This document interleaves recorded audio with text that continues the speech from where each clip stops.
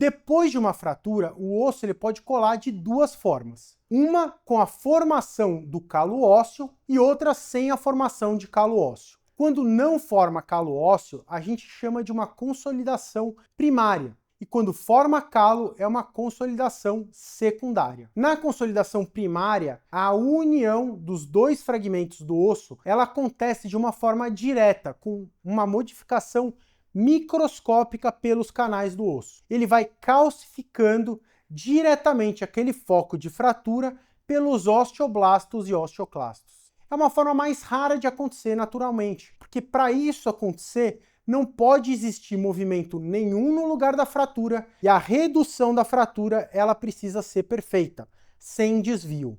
O osso ele precisa estar perfeitamente encaixado como era antes e sem movimento entre os fragmentos. E na maioria das vezes, a gente só consegue isso através de uma cirurgia. Por isso, a consolidação secundária com formação de calo é a principal forma do osso consolidar na natureza, há milhões de anos. Principalmente quando a gente fala de uma fratura desviada, deslocada. A consolidação secundária com a formação do calo ósseo, ela acontece em 4 estágios. O primeiro deles é logo que quebra o osso, com a formação de um hematoma, pelo sangramento do osso quebrado. Esse hematoma tem muitas células tronco mesenquimais, que estimulam o processo de formação óssea. Esse processo é estimulado por substâncias inflamatórias. Então, guarda isso, gente. A inflamação inicial, ela faz parte do processo de consolidação óssea. E é essa inflamação inicial que desencadeia todo o processo que vai levar o osso a colar no futuro. Por isso, é muito importante evitar o uso de muito anti-inflamatório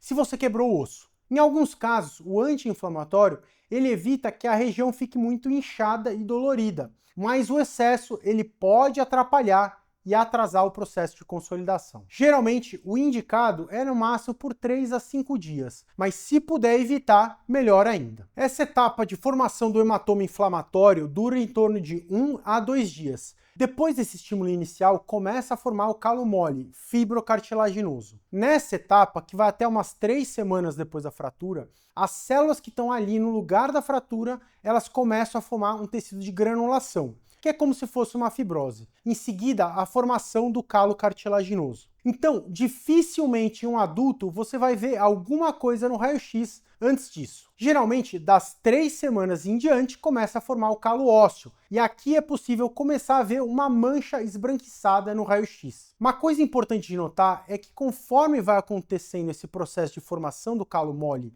e duro, o movimento entre os ossos na fratura ele vai diminuir